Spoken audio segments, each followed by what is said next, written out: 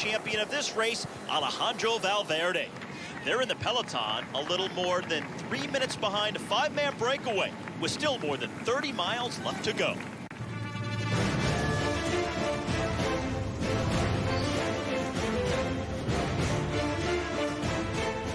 It's the 79th edition of the classic Fleche Wallone, one of 3 races held over an 8-day period every spring in the hilly Ardennes region of Belgium. Hi, everyone. I'm Steve Schlanger alongside Bob Roll. And, Bob, this is a race marked by a series of short, steep climbs ending with a couple of demanding circuits and a signature finish at the end. And that is the Mur de Huy, one of cycling's most iconic climb, and defines the challenges of Fleche Wallone. 22% at its steepest. It takes almost 3 minutes to climb, and they do that 3 times in Fleche Wallone. An absolutely brutal finish and one of the most challenging final kilometers in all of the classics. And the intensity of the racing already being felt on the road. The American from Virginia in the green and black from Cannondale-Garmin, Ben King, hitting the deck. He won a stage at Criterium International earlier this season in a bigger crash, taking down one of the pre-race favorites, Dan Martin, also from that Cannondale-Garmin squad. Second in last year's edition of the Fleche Wallone, and one of the pre-race favorites, Dan Martin. A tough crash there, and bad luck continuing to dog the Cannondale-Garmin squad. And now we pick up the action just south of 50K left to go in the race. That's just under 31 miles from the finish. This is the breakaway, and this is the first of the final 5 climbs of 11 altogether in this race today. And it's 2.5K long, averaging 5.5%. We'll see them hit the summit with 47K remaining. And they still have a 3-minute lead on the main field that includes all of the favorites for the win today. It was a 7-man breakaway earlier in the race that got a lead of over 8 minutes, but now down to just 5 riders and just under 3 minutes up the road. Peloton absolutely flying, chasing this breakaway. Thomas de Gent, a real breakaway specialist in that select group that's gotten away. But now the Peloton leading into the second ascension of the Mur de Huy, absolutely flying down the road and cutting into the lead of the 5 men in the breakaway. United Healthcare's Daniele Ratto on the back of that group, and it's great to see the American squad find the early breakaway on today's race. 2 riders on the right-hand side of the screen drop from the breakaway and riding over Phil on the road, and that, of course, for the local favorite and former champion of this race, Philippe Gilbert, winner back in 2011. 2 riders on the right-hand side of the screen were in the early breakaway. It was 7. They're down to 5 at the front. That's Mike Theunissen and Rainier Honig trying to get back on to our leading 5 groups. You know, Philippe Gilbert, one of only 2 men to win this, and Amstel Gold Race and Liège-Bastogne-Liège in the same season. And another pile-up in the field here. Another crash. We saw 2 from earlier, and now another one. And that's Philippe Gilbert for BMC in the red and black. He is on the pavement on the left-hand side of the screen. Philippe Gilbert, there he is. Really high-speed crash. And the Trek rider up against the car there. Looks like Gilbert is not getting up. That is a very bad sign when we see these crashes. And the battle for position goes on throughout the whole race.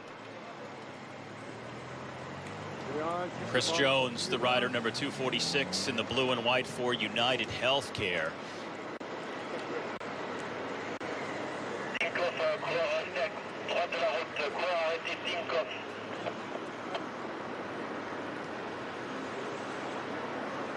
Now Gilbert slow to get up. They've brought him a new bike. And now let's see if he'll continue. American Chris Jones from the United Healthcare squad shaking his head. This is the 3rd really tough crash this season for Philippe Gilbert. Was hit by a car in training preseason, crashed hard in Milano-San Remo, and now again in Fleche Wallone, and torn to shreds here, bleeding from his elbows, shorts torn. Getting back on the bike, that's a courageous event for Philippe Gilbert to try to get back into Fleche Wallone. We'll see how far he can continue. That is a tough rider. Shorts ripped, shoulder ripped. He's got the road rash, the blood. And now he has to chase back on. I mean, this pretty much takes him out of contention for a win. Chris Jones, meantime, back here for United Healthcare, he's going to climb in the car. He's done.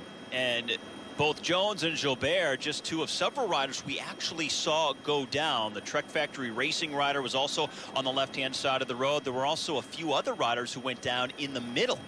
Well, the battle for position leading into these tough climbs. You want to start the climbs at the front where there's 200 riders. We have 200 riders, 25 teams. Everybody is trying to get to the front, and that's why you see these big crashes.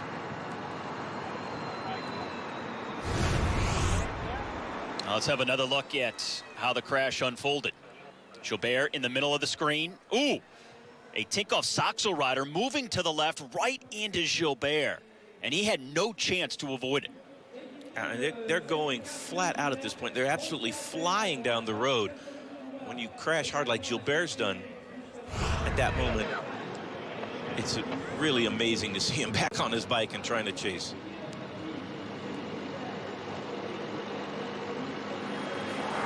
Meantime, that is Bob Youngles, the Trek rider in the black and white, the last to get up and continue on from that crash. Very good young rider from Luxembourg. And you see some blood coming from his right elbow as well.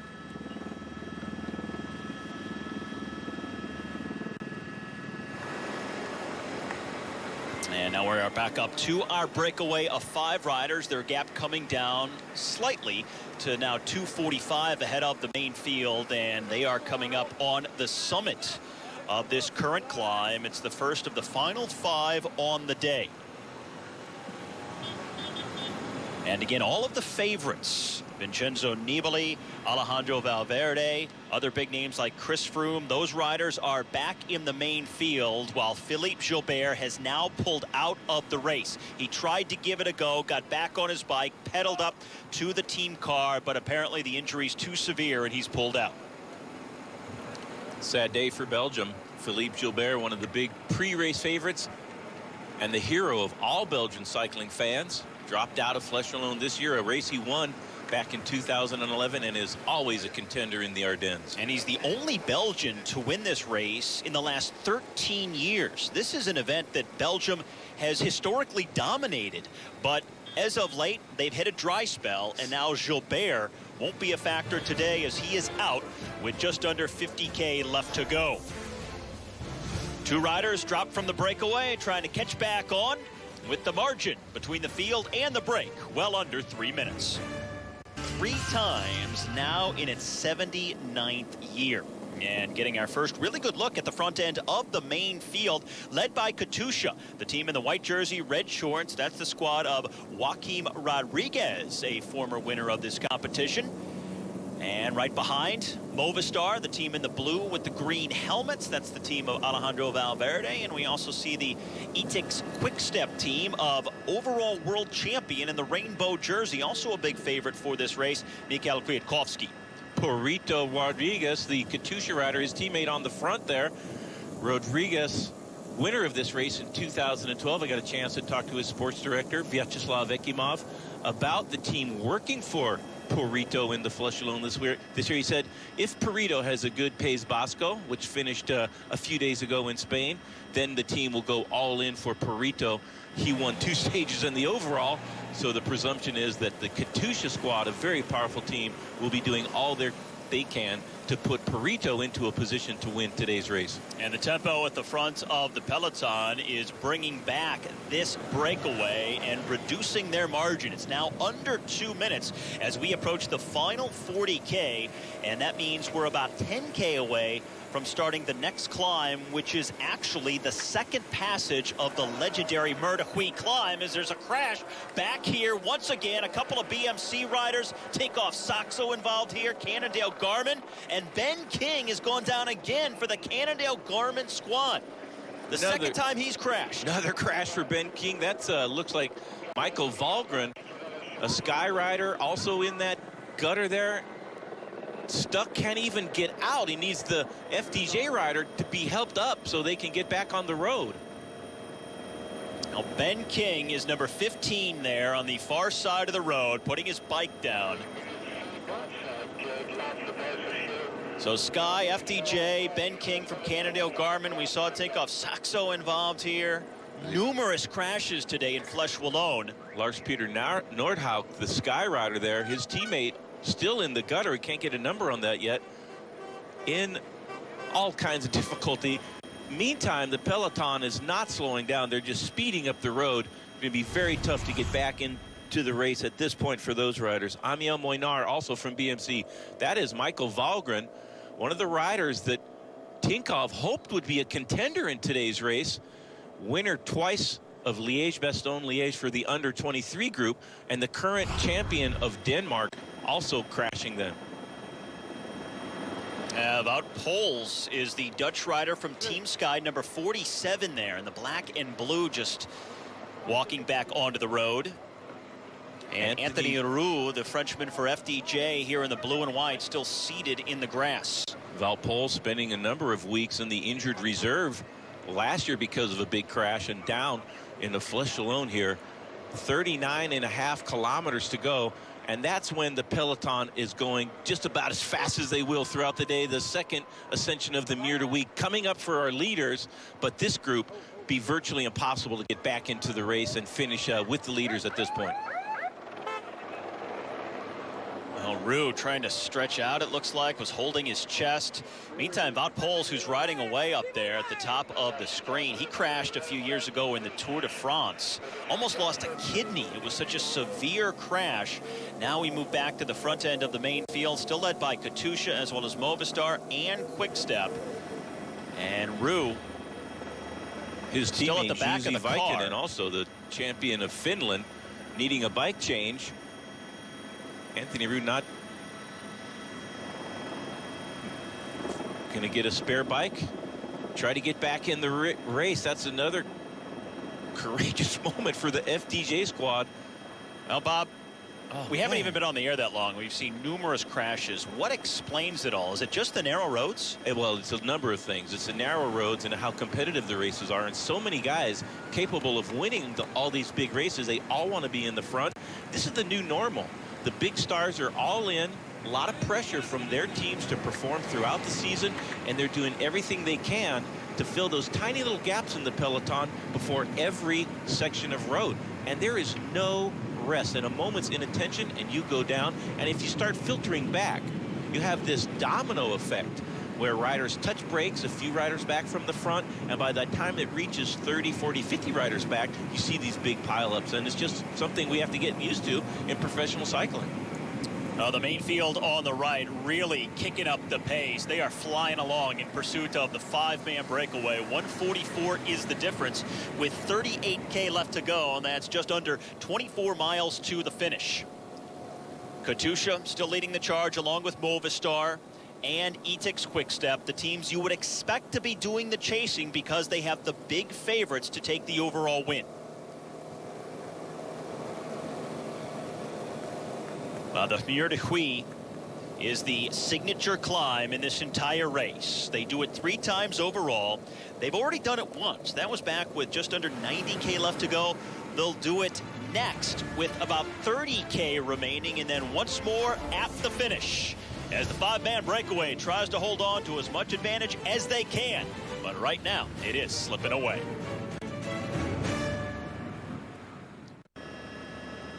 Looking down on the main field, that includes Mikhail Kwiatkowski in the rainbow jersey right in the center of the screen. He is the reigning world champion and just picked up his first win as world champion a few days ago in the first of the Ardennes Classics, the Amstel Gold Race. And he's always raced well here in the Belgian Ardennes, was 3rd here at Fleche Wallone last year. And he loves this finishing climb, the Mur de Huy, and he talked earlier about how it defines this event.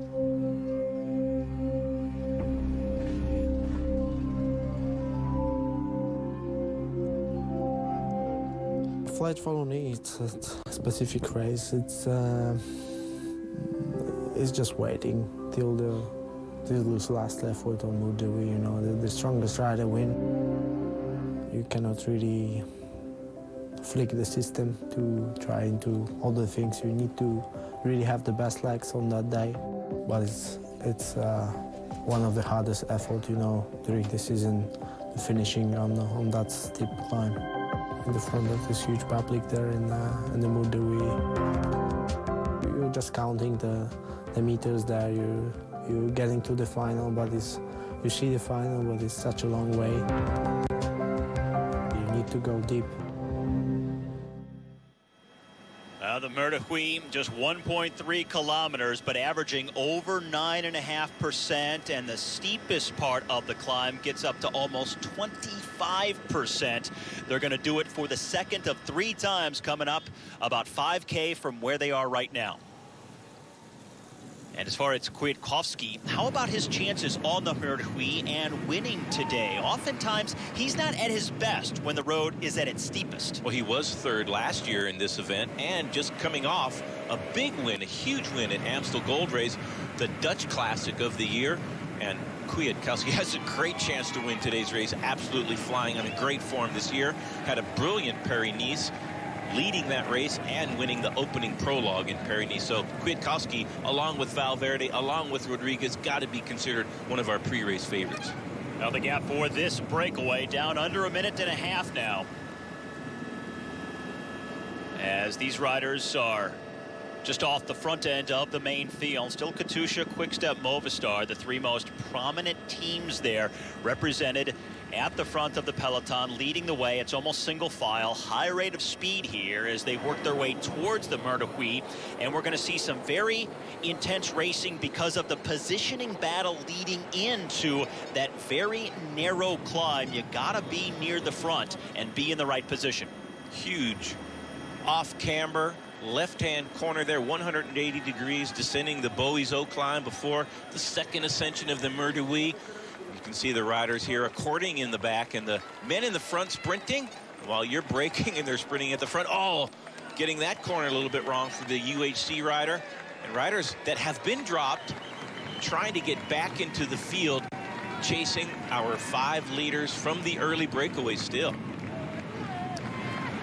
Now this race, not all that technical, not a whole lot of climbing, at least compared to some of the other Ardennes races. And it's not really a race about tactics or attrition as much as it is, as Kwiatkowski pointed out, it's about the legs. Who can handle the steepness of the climbs? Who can be patient when going up the Mur de Huy and not attacking too soon? It's those elements that will define the ultimate champion today. And your teammates keeping their leader out of trouble and near the front. That's the critical element of Mur de Huy, and why Edix is so strong, Astana, and the team of Alejandro Valverde, Movistar. They're here for one reason only, and that's to keep Alejandro Valverde out of danger and in a good position at the bottom of the Mur de Huy to start the final climb. So often this race comes down to that last time up the Mur de Huy. A lot of riders will just wait and bide their time because they know that the race is almost always decided the final time up that climb at the end of the race. In fact, you can go back over a decade to find the last time that wasn't the decisive point of the event. On the left-hand side of the screen there, the pink and blue of the Lamprey squad, Rui Costa, former world champion, their leader, and also a good chance to win today's Fleche Wallone. Well, we will step aside, but when we come back, they'll be climbing the Mur de Huy for the second of 3 times here in the 79th Fleche Wallone.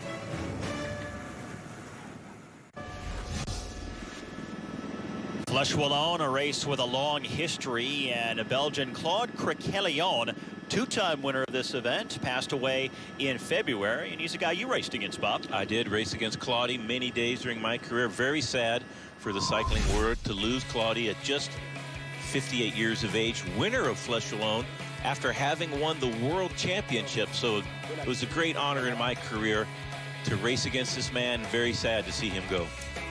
One of the first riders to win this race when it initially started to finish on the Mur de Huy climb.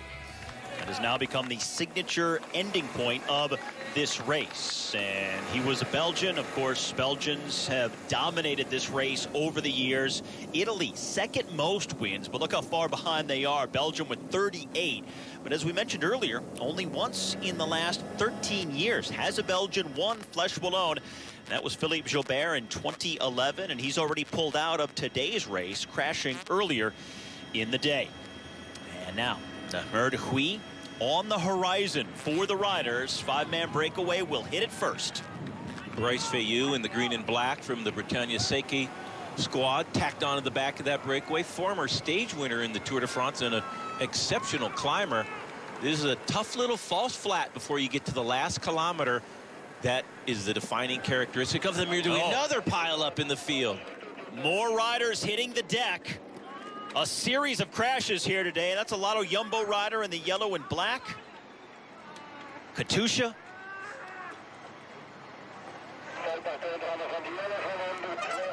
Jelle van den Dert, number 111. Lotto du Soudal squad in the red jersey.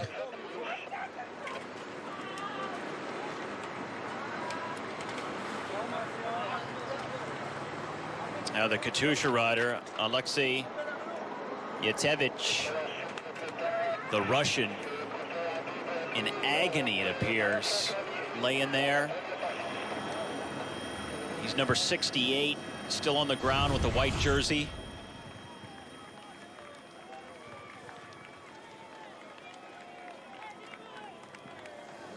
Well, we talked about just how tough the fight for position is going into all of these climbs, but especially this Mer de Huy.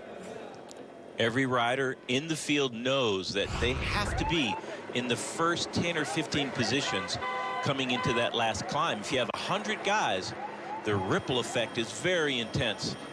Jelle van den Dert, formerly top 10 in this race a couple times, and one of the outside pre-race favorites and leader of the Soudal Lotto squad. Kevin Reza down also from the FDJ squad in that crash. Looks like he'll get back in the bike race, but for Jelle van den Dert, his day is done. Yeah, Van den Dert's had a pretty good season so far. But things continue at the front end of the bike race. The breakaway going up the Mer de Huy. And now one last getting time. dropped. This is the carnage of the Fleche Wallone. And this is a rider from the Top Sport Flanders squad from the breakaway being shelled right now. He will go out the back from the break. Now Peter van Spijbroek is the rider on the left getting dropped from the breakaway, and the Katusha rider, Jatevich, still on the right-hand side on the road from that crash we just saw. As our leaders continue up this incredibly steep Mer de Huy. Again, it averages over 9.5%, but its maximum slope is 25%. Field closing in now. Less than 50 seconds advantage to our leaders. Daniele Rato leading the breakaway over the second to last ascension of the Mer de Huy, but the peloton absolutely flying now and taking big chunks of time with every pedal stroke from the breakaway.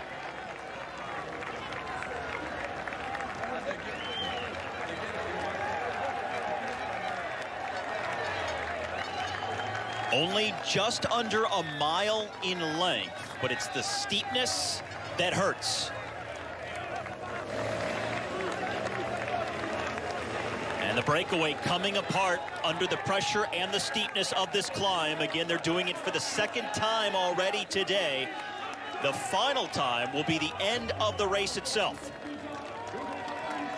Jerome Baunier from the Watney squad. He's the first man over. That's Daniele Rato. Thomas Descant just struggling a little bit there, trying to make the tempo. And he's with Bryce Fayou getting over the top of the second to last Mer de Huy. And the next time is the final climb of the race, and a huge crowd on a beautiful day here in the Wallonie region of Belgium.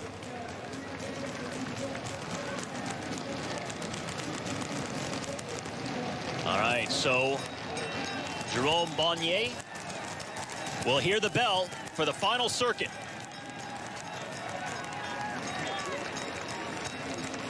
As he leads the race across what will be the finish line in just a little while.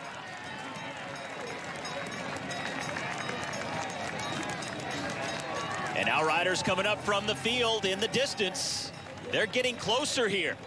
It says 40 seconds, but they may be even closer than that. Here they come. Vincenzo Nibali there near the front in the aqua colors for Astana.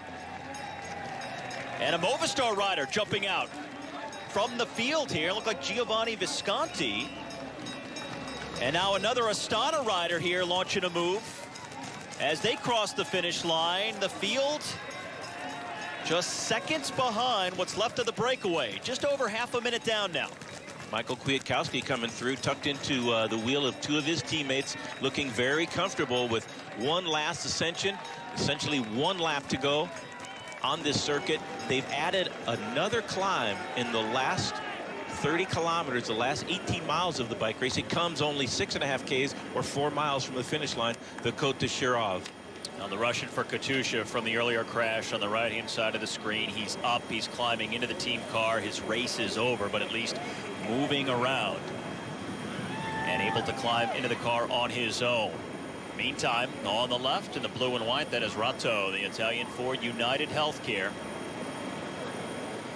Trying to get back up to the other riders from the breakaway after going up the Murderquis. Now, somewhat of a breather, but they have to do that climb again in just a short while. And we'll see how much this break may come back together or if it's done for good.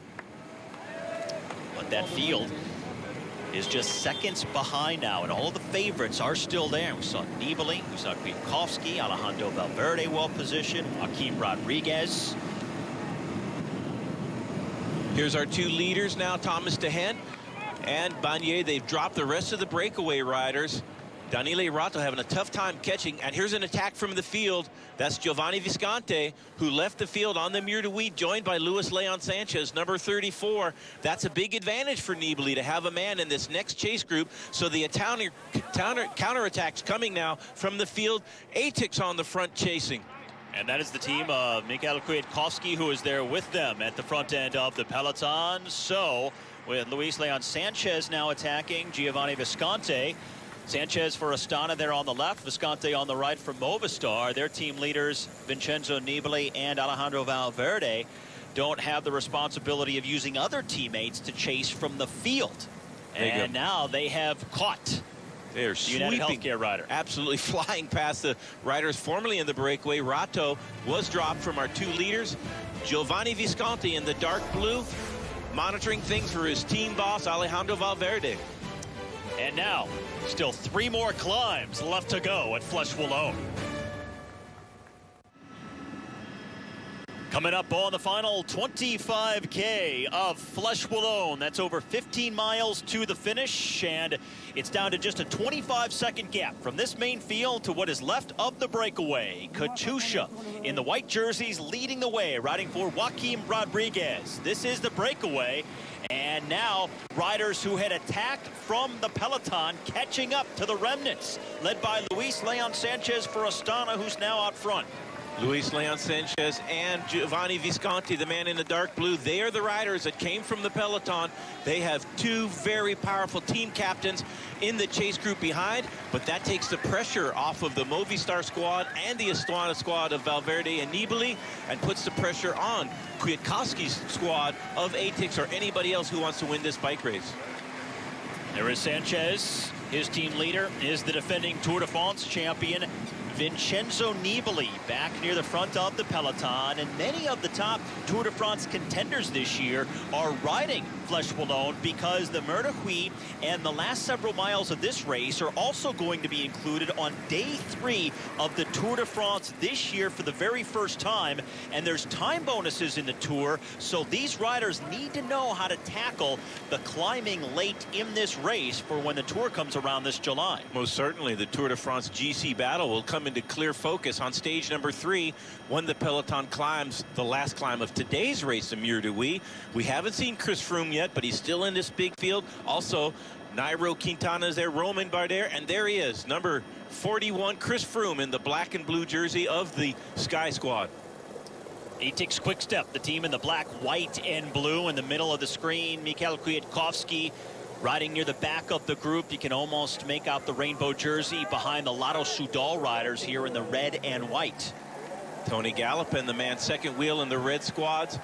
And that is the leader now that Jelle Van den Dert has crashed out for the Lotto squad. And Valverde's team moving in there. There's Nairo Quintana just coming into the frame on the wheel of the Trek rider. And Valverde also. And Valverde was right in front of Quintana. There is Kwiatkowski, number 21 in the rainbow jersey. And Joaquim Rodriguez, number 61, right behind him. Valverde was behind Perito. And now we have a five-man group together at the front, leading by just a very tenuous 21 seconds. We have a combination of what was the breakaway earlier and riders who attacked a short while ago from the field itself. 3 more climbs. The Bel Air, where they're getting to the lower slopes of that now, and then a brand new climb, the Côte de Chirave, that comes just 4 miles from the finish line, and it's been put in by the race promoters in order to break up the big fields that we've seen contesting the final ascension of the Mur de Huy in Fleche Wallone editions past. And they've put in a new climb that they're going to get over in a couple of kilometers, just a few miles from now, and we'll see if that breaks up the field. It's still a pretty big field, and a lot of our contenders still in the front. The next climb will start with 18.5 kilometers left to go. And Bob, this is a great situation now for both Astana and for Movistar. And is this something that maybe they tried to plan before the race began, or maybe something that just developed out of the moment on the road and they just saw an opportunity? This is a very well executed plan from 2 of the favorites teams, Valverde of Movistar and Nibali of the Astana squad, sending a couple of guys that are capable of winning big-time races off the front and putting the pressure on the field. Katusha has had to chase, Edix has had to chase, and now Tinkoff in the yellow and blue jerseys coming to the front, also doing a big chase, and the pace is on in the peloton big time. Well, while Atik's Quick Step and Tinkoff Saxo are doing so much work, as well as Katusha, and you have a rider like Alejandro Valverde with his teammate up the road and Giovanni Visconti. He's just sitting back and taking it all in, riding behind wheels with no pressure. Still a fairly large group with 2 climbs before the final climb. The road's going to narrow here in just a moment. Hopefully everybody can get through there safely. Very tricky little traffic furniture right there, and riders prudently pointing that obstacle out to the men behind them. And looks like the field has gotten through there safely. Maybe that's the first obstacle they have negotiated safely so far in today's race. We've seen a lot of crashes today. One took out former winner Philippe Gilbert, who's abandoned the race. Dan Martin, who's always a contender for this event, was also caught up in a crash. He's really banged up.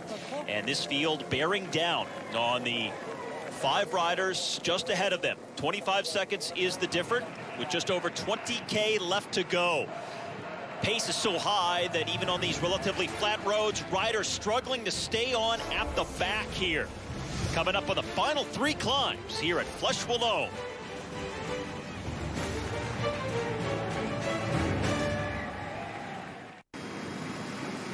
We come back to our 5 leaders. The gap has grown to half a minute over the main field as we dip just south of 20K left to go in the race right now. It's about 12.5 miles to the finish. And now they are also about to start the first of the final 3 climbs. Officially, it starts with 18.5K left to go. It'll be 2K long, averaging 5%. Côte d'Effray, Luis Leon Sanchez leading the breakaway up that. 2 freshmen and 3 riders that had been in the break throughout the day's proceedings, and 1 just dropped right now. Daniele Ratto instantaneously in trouble on this 3rd to last climb before the finish line. He struggled earlier, made his way back on, and now getting dropped for possibly the last time.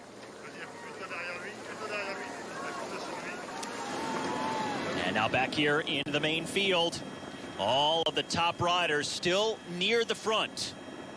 Michał Kwiatkowski in the rainbow jersey is about 4 or 5 wheels from the very front as we have an attack up the left-hand side of the road, BMC. And this is American TJ Van Garderen, the first big acceleration on the climb from the favorites. Philippe Gilbert out of the race, and TJ Van Garderen taking the reins here for the BMC squad. That's Thomas de Hent getting dropped from the breakaway, but on the move from the field now. TJ Van Garderen putting in a big attack in the finale of Fleche Wallone. Well, with Gilbert out of the race, Van Garderen makes this move, but is it a wise one, Bob? This is too far from the finish line to try to go by yourself. What you don't want to do is get caught in no man's land between Luis Leon Sanchez and Giovanni Visconti and the chasing field. The chasing field is going to go hard as they can all the way to the finish line, and you want to be with a couple of riders to even have a remote chance to hold them off. And so far, TJ riding by himself, trying to get across the gap to these leaders right here. And now it's just Visconti and Luis Leon Sanchez in the front of the bike race. Jerome Bonnier here, number 203, getting dropped. The Wanty rider falling off the pace, says TJ looks good here, getting a gap from the rest of the main field. Now, this is going to give him an opportunity to go into these next climbs in a good position. But as you mentioned, it's about power and freshness. When you come down to the end of this race, this is costing a lot of energy to make this move. 1 kilometer to the summit for TJ Van Garderen, with the second to last climb before the finishing ramp up the Mur de Huy. And TJ should know in the back of his head that the other teams are going to be chasing flat out, and you see 3 ADIX guys leading Michael Kwiatkowski. He needs to get across to this little group if he's going to have a chance to hold off the peloton. If he can't do that by the top of this climb, maybe more prudent to wait for the chasing peloton that has such incredible inertia and are going to be chasing flat out to the finish. Well, not surprising to see attacks so far from the finish, because you don't want to wait until the end, because a guy sitting on the right-hand side of the road near the front, Alejandro Valverde, will almost certainly be a favorite if this race is decided at the end on the Mur de Huy. This was back in 2006 when he won this race for the first time. But then, even though it took a few years later, just last year, he won it for the second time in 2014. And now trying to become just the 5th rider to win it 3 times in his career. Davide Rebellin, the most recent to do it, the Italian. Eddie Merckx, the greatest cyclist of all time. No surprise to see him with 3 wins. I think he's won everything at least 3 times. Tour de France 5 times. And now back to the front of the race. Bonnier here getting dropped from that leading group. And it looks like everyone may get caught at this pace, the way this field is riding. Just 20 seconds separating the peloton and the front of the race, with under 17K now left to go, and approaching the summits of the first of the final 3 climbs on the day. 2 leaders, big team captains in the field. Luis Leon Sanchez, capable of winning this race himself at certain times in his career. 4 stage wins in the Tour de France. Giovanni Visconti, former champion of Italy, and teammates with one of the pre-race favorites, Alejandro Valverde. And here's TJ Van Garderen chasing. They've caught back up to Bonnier, who was dropped recently. And on his wheel, the young Belgian rider, Luis Vervaeke, just 21 years of age, but doing absolutely almost nothing to help TJ Van Garderen. They got to get across to Sanchez and Visconti if they're going to have a chance, because look at this chase from the field now. ADIX on the front, absolutely drilling it all in now for their team captain, Michael Kwiatkowski.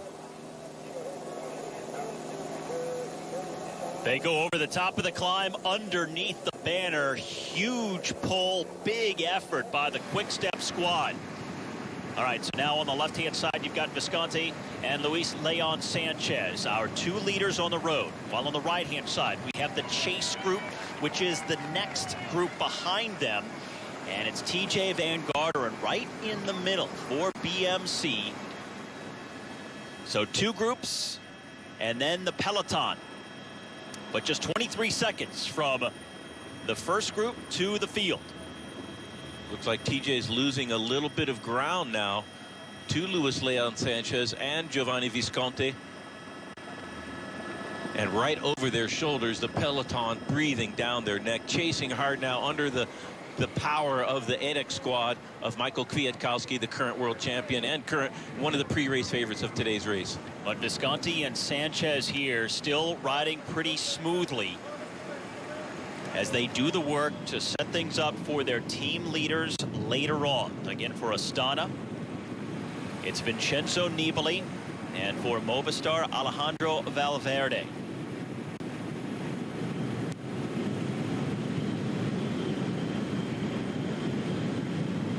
Two men in the breakaway, over 60 kilometers an hour, probably closing in on about 45 miles an hour on this descent. Those are thrilling moments when you're in the break, but the peloton chasing hard. A little more than 9 miles from the finish, TJ Van Garderen leading the chase right now at Fleche Wallone. Before they win in France, they must win in California. Go, go, go! The fastest men on two wheels compete head-to-head to celebrate the 10th anniversary of America's greatest race, the Amgen Tour of California, May 10th through the 17th on NBC and NBCSN. Luis Leon Sanchez, along with Giovanni Visconti, who is right behind him, leading the way, 25 seconds ahead of the main field. And back near the head of the peloton, TJ Van Garderen on the right-hand side of the road, about to be caught. He attacked from the field a short while ago, was leading the chase. Now he's swallowed up as the Katusha rider, number 66, now launches a move in a counterattack. Thiago Machado. Machado attacking, a nice counter punch there to the solar plexus of the Edic squad. Katusha didn't chase a lot to control TJ Van Garderen, but right when he was caught, it was Thiago Machado going off the front of the bike race, and Luis Verveca holding strong to the wheel of Machado, trying to counter punch also. That's Verveca in front there in the red and white for Lotto Soudal. Now they tried to make the move. It was quickly snuffed out, so everyone's still together here. 22 seconds behind both Sanchez and Visconti. As we come up on the final dozen kilometers of the race, that's about 7.5 miles remaining to the finish, and still 2 more climbs left to go. The next one starts with 7K left. A couple of hard attacks from the field, not doing much to the lead of Sanchez and Visconti. At this point, you got to give a little bit of a chance to the 2 men in the front. TJ Van Garderen tried to get across, and Thiago Machado tried to get across, and neither one of them could cut much into the advantage of the 2 men in the race lead. That was TJ who went all the way to the back. So after he was caught, he slipped all the way to the rear of the peloton. And now under 20 seconds to both Visconti and Sanchez. What about their chances? The lead is still very tenuous, but obviously Astana's not going to be pulling. Movistar won't be riding, so it's left to just a few teams to really do the pace-making to bring them back. And we get another crash, and this time a huge one. On the left-hand side of the road, a few of the EOM riders, BMC, Lotto Jumbo all involved. 3 men from the IAM side. And look at it in black and blue, just at the top of your screen. That's got to be Chris Froome. It looks like the Tour de France winner from 2 years ago, and it is indeed Chris Froome.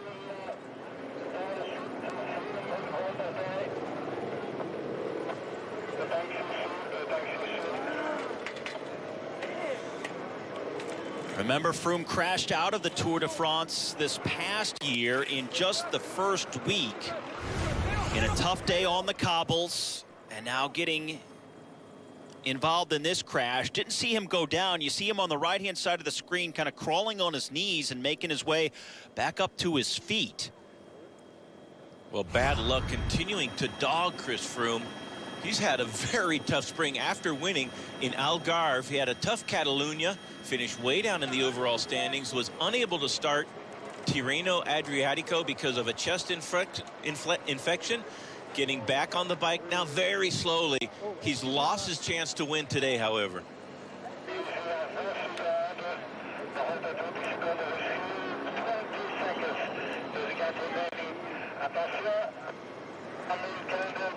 Oh, he is really banged up here. Check out the shorts on the left-hand side.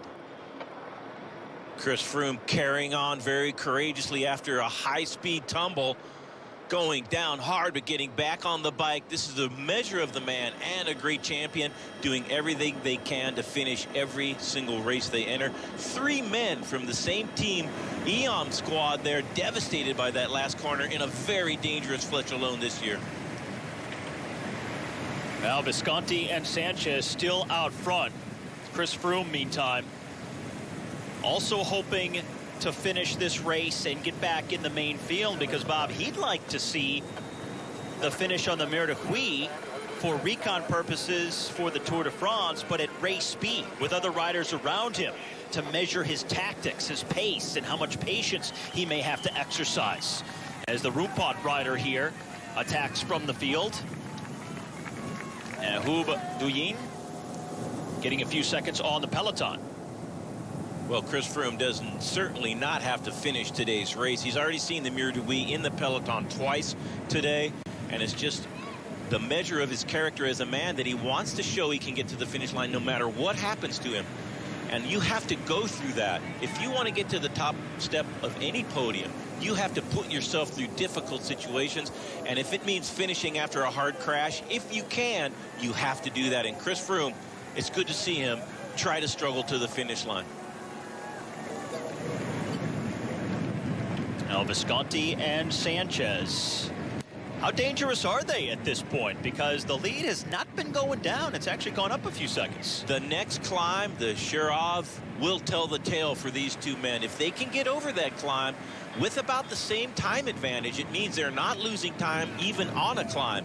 If they lose a lot of that advantage that they have, well, then that would probably spell doom before the finishing line. But they're in with a chance right now.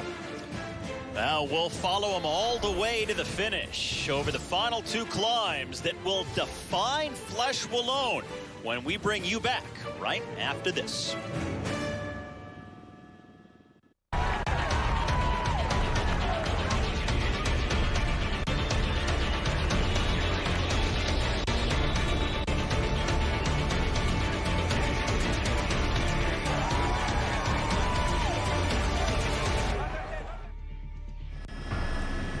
Mikhail Kwiatkowski in the rainbow jersey, the reigning world champion with one teammate in front of him at the front end of the main field. They are less than 20 seconds behind these two leaders. Giovanni Visconti of Movistar in the dark blue and green, and then Luis Leon Sanchez, who is on his wheel. And now they are starting the penultimate climb of the day. This is a new climb introduced to the race just this year to make the race more explosive, to make more of a selection and make it less predictable here in the final few miles. Tony Martin on the right-hand side of your screen, leading his team captain, Michael Kwiatkowski, on the lower slopes of this very tough climb that's been added by the race directors to make Fleche Wallone that much harder if it's not hard enough already. Kwiatkowski has had his team at the front doing all of the work to control the breakaway, but just behind him, Alejandro Valverde of Movistar, the defending champion, is right on his wheel. AG2R now launching a move. This came over the left-hand side of the Quick Step squad. Romain Bardet, one of the riders of AG2R, had a great Fleche Wallone last year, leading on the early slopes of the final climb last year. Nibali right in a perfect spot. Kwiatkowski going down the line a little bit after being in the front echelon there, now slipping down. And wow, look at him close the gap to our two leaders. That didn't take very long once they got to the second to the last climb. The AG2R rider almost coming to a standstill. He's done. And now Nibali making the move up the middle of the road in the aqua colors. The Italian national champion with the tricolore horizontally across his chest. Vincenzo Nibali, last year's Tour de France winner, and we saw him do this 4 separate occasions in the hills of last year's Tour, attacking. Nobody able to follow him in last year's Tour, but that looks like the Tinkoff man of Roman Kreuziger being able to follow the acceleration of Vincenzo Nibali, but it only takes him a few pedal strokes to catch our two leaders. And now the move by Kreuziger, number 74, attacking around Nibali. Julian Alaphilippe, the Etix Quick Step rider, right behind in the black, white, and blue. And now Visconti about to be caught as the move is made by Lotto Soudal here, number 118, Tim Wellens. He's going to go right by Visconti, and Wellens with a serious charge as he heads up towards the summit of the climb that'll come with 5.5K left to go. One of Belgium's best, Tim Wellens, on the attack for the Lotto squad. His team leader crashed out earlier, Jelle Vanendert. Now he's taking his chance over the top of this penultimate climb, the Côte de Cherov, and it's having the effect that the promoters hope for. It's really breaking the field up. Look at the separation now, being chased by a Katusha rider, but it's Tim Wellens by himself in the front. So it's Wellens at the top of the screen, Katusha right there in the middle. And then Nibali along with Alaphilippe and a few others right behind. The summit of the climb shouldn't be too far away. And then it's a descent all the way until they get to the bottom of the Mur de Huy. Movistar chasing on the front now. Valverde realizing this is a dangerous move. That looks like Gianpaolo Caruso from the Katusha squad. And there's the top of the climb right there, and have a right-hand corner just after the top. And now look how small the group is, really splitting up in the field. And Movistar, Valverde down to one teammate to chase down a very dangerous move. Just 3 miles left in the bike race and a tough ascension of the Mur de Huy to finish off today's race. So Gianpaolo Caruso, the teammate of Joaquim Rodriguez, going up the road here, trying to track down Tim Wellens. Now Caruso, 2 years ago, finished just outside the top 10. He's also been riding well this year in addition. And we've seen some of the top riders in this event sending teammates up the road. Nibali did it. Valverde did it. Now Joaquim Rodriguez with a teammate just ahead as they hit the 5K to go banner. Caruso trying to close the gap down to Tim Wellens. Very fast descent before the last climb of the day. The Mur de Huy is on the horizon. Under 3 miles in the bike race. Tim Wellens flying in the front, and Gianpaolo Caruso trying to catch him in no man's land here. Looked over his shoulder to check where the peloton is. They can't be far behind him. Now Wellens on the left here. What about this move? A serious acceleration by Tim Wellens, pretty far from the Mur de Huy and the finish of this race. No, this is not a good move by Tim Wellens. If he had some riders with him and it was a much smaller group, okay, you have a chance to win. But the Mur de Huy, so arduous, so tough, you have to arrive at the bottom as fresh as you can do. And if you have a 10, 15, 20-second lead, wow, taking big chances around that corner. Let's see what that does to the field. But for Tim Wellens, he needs more riders in this breakaway with him for it to have a chance to succeed, or more time. You need about 30 seconds to 1 minute to have a realistic shot at getting to the top of the finish line, the top of the Mur de Huy, and have a chance to win. Gianpaolo Caruso here in pursuit, rode well a few days ago at Amstel Gold and had a chance to win Liège-Bastogne-Liège a year ago and just missed out. But look at this at the front of the field. Alejandro Valverde with a teammate right in front of him. He's hitting second wheel. He's got Vincenzo Nibali right behind him. But just ahead of the field, it is Caruso who's right behind Wellens. Now Tim Wellens, the leader right now, but just by seconds as they head towards the Mur de Huy, which is 1.3K, averaging just over 9%, and takes us up to the finish of the race. Going to be very tough for Wellens to hold off the charging field. He has only 6 seconds on Caruso. Surprised to see Caruso continue to try to hold off the field. You either make the junction to the leader or pull the plug, and being in no man's land like he is, not a very good tactic unless you're trying to take pressure off your two team captains. Danny Moreno is his teammate who won in 2013, and Joaquim Rodriguez who won in 2012. So Caruso sits up. It is just Wellens now left at the front as Astana, the team in the aqua colors there, riding from Nibali, working their way to the front of the reduced main field. Wellens still hanging on at the very front of this race, but just seconds up the road. Seeming like a doomed move on his part, because he's going to hit that wall, the Mur de Huy, and it is going to be difficult by himself to hold off this hard-charging main field, or really what's left of it. Still a rather sizable group, but certainly reduced from the numbers we saw earlier. Movistar on the front. They have the defending champion, Alejandro Valverde, the pink and blue men of the Lamprey squad. They have Rui Costa, fourth in last year's edition. So Rui Costa fancying his chances and being moved into position by his teammates. just at the right moment before the final steep, grinding, pulverizing, difficult climb. The legendary Murder We there the final time on the horizon. They've already done it twice. And now this third time will be the one that counts as Lampre rotates to the front in the pink and blue, riding for the former world champion Rui Costa. Rui Costa's second wheel, that's pretty close to the front. But if he's feeling strong and he's at his best, he has a chance to win Fleche Wallone today. One of professional cycling's best riders and a great climber in his own right. Rui Costa from Portugal, right at the front of the chasing field. 14-second advantage for Tim Wellens, and there's the red kite. 1 kilometer to go and one steep climb to the finish line. So Costa sitting second wheel, as it looks like once again the Murder We is going to decide the outcome of Fleche Wallone as Orica Green Edge with a big attack. Esteban Chavez with the move from the field, trying to catch Tim Wellens, who is on the climb, averaging over 9.5%, but he'll hit a steep pitch of 25% at one point. This is the gradual ramp before the steep part. Chavez going way too early.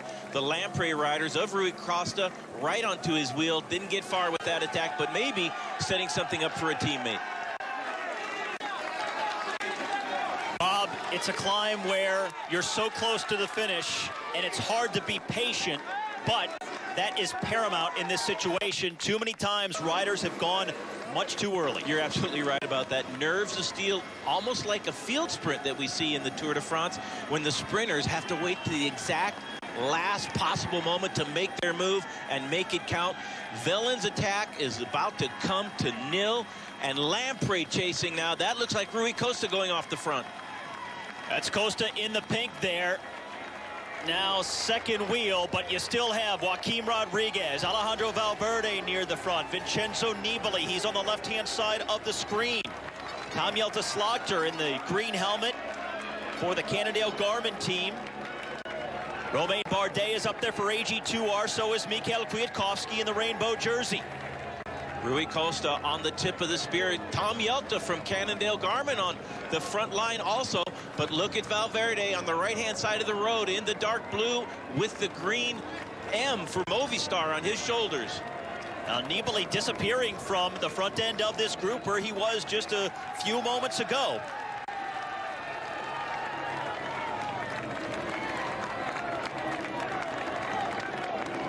Alejandro Valverde at the front. And now there is Nibali. He's about 5 or 6 wheels from the front on the right-hand side of the road along the barricades. But that is Valverde at the very front, #1 for Movistar.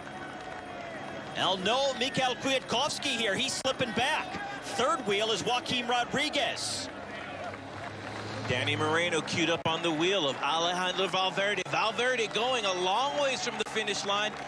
Not according to script, but Valverde hasn't started a big dig yet, but he's making the tempo at the front. Albacini in the orchid colors of white shoulders and dark blue across the midsection.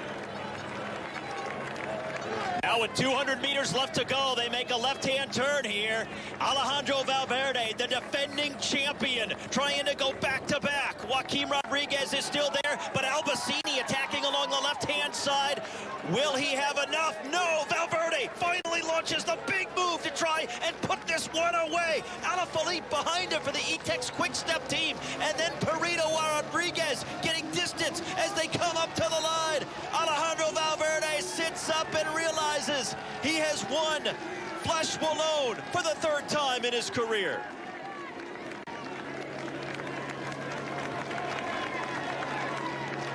Nibali coming to the finish line now, but what a great ride by Alejandro Valverde, the dominant character.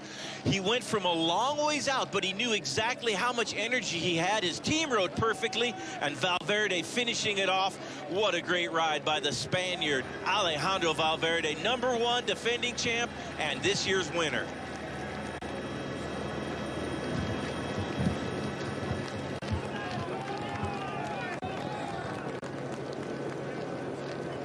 Alejandro Valverde, typically a stoic figure, but emotional and spent after that effort that makes him just the 5th rider in history to win Fleche Wallone for the 3rd time.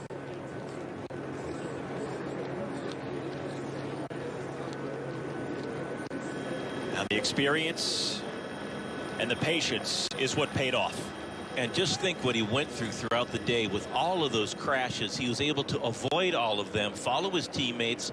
They did a great job keeping him out of trouble, chasing the breakaways, and a very emotional winner today, Alejandro Valverde. But that's a great ride. Number 22 from the EDIC squad, that's Julian Alaphilippe, young professional, one of the big stars of French cycling on the rise and getting second place there, just ahead of the veteran Albacini from the Orica squad.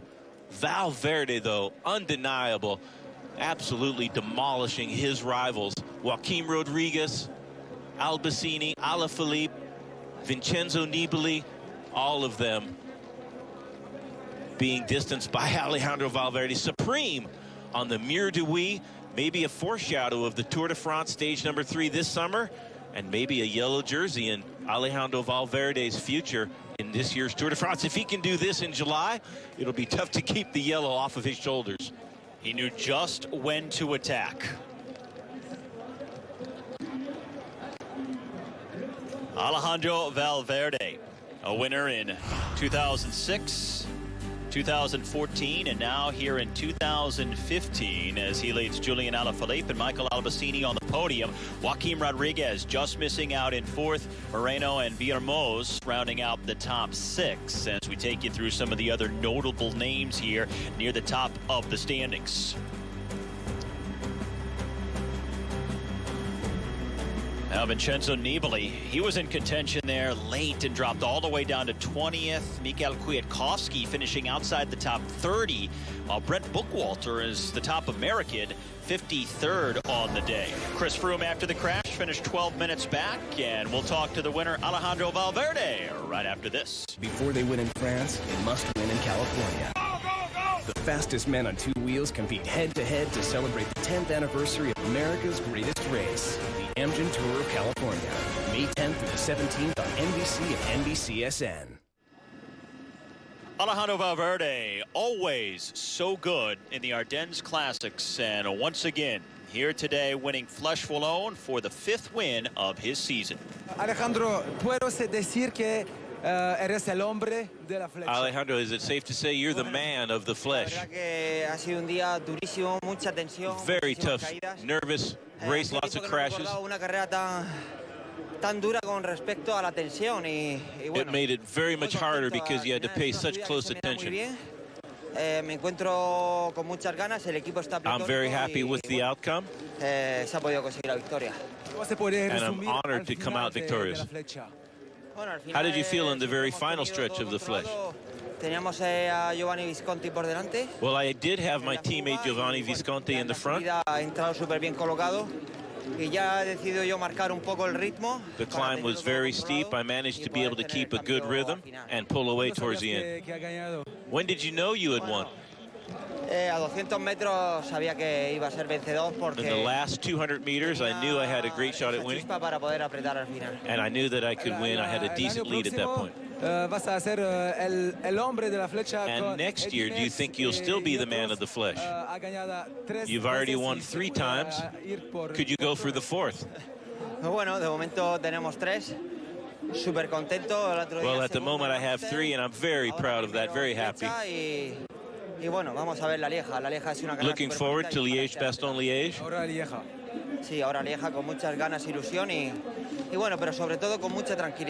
We can go into Liège-Bastogne-Liège very calm and look for the win after having 2nd place last year. And he'll no doubt be one of the favorites going into Liège, a race he's already won in his career.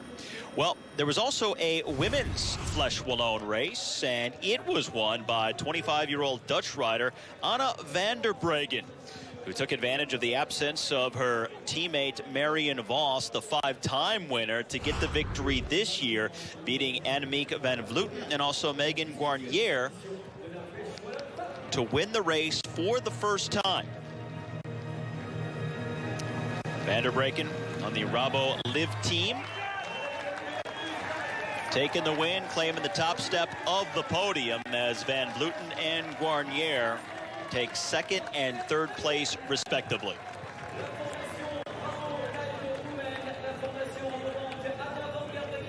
Women's cycling certainly enjoying a growth period right now, not only in Europe but also in the U.S. and around the world, as the talent is really getting much deeper and broader in the women's field. And a lot of the American stage races will feature a women's field. Amgen Tour of California, U.S. Pro Challenge, and Tour of Utah will all have top women's field. Maybe we'll see Megan Guarnier in some of the American stage races, but she had a great day in Fleche Wallone.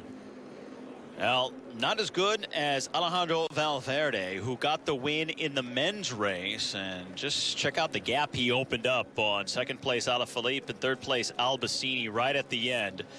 A guy who has won this race before, showing the patience and the poise, and then attacking when he knew it would count the most to get him his third win in this race, to go along with the victories in 2006 and last year in 2014. Now, Julian Alaphilippe on the left, Michael Albacini on the right, second and third place respectively. And boy, for Alaphilippe, just 22 years of age, and to be able to hang with Valverde right there until the very end in one of the toughest races of the spring campaign. Very impressive. Impressive riding, absolutely, by Alaphilippe. Talked to his sports director, Brian Holm. High hopes for the young Frenchman on the EDIC squad. But for the time being, Alejandro Valverde is the master of the Muir. Another great, patient, and dominating ride up the Mur de Huy, and maybe a foreshadowing of this summer's Tour de France when stage number 3 does the identical climb. There was a huge crowd today, and expect the same in July. Who do you think is going to be the favorite on that day? I think Valverde. It's a perfect for his talents. Absolutely perfect. Absolutely. Short, steep, punchy climbs at the end of hard races. He is the best in the business. And Valverde is a guy who has historically gotten off to a slow start in the Tour de France, so that might help jumpstart his campaign this year, coming so early in week 1. Yeah, never been in the yellow jersey in all his years as a professional. Look for that this summer. So Alejandro Valverde is the winner of the 79th edition of Fleche Wallone, as the Ardennes Classic saw a myriad of crashes that took out some big names like Philippe Gilbert and Dan Martin. Some of the typical late attacking, but as usual, it didn't go very far. It all came down to the Mur de Huy, and Valverde delivered once again. And now for Bob Roll, I'm Steve Schlanger. Thanks for watching Fleche Wallone on NBCSN.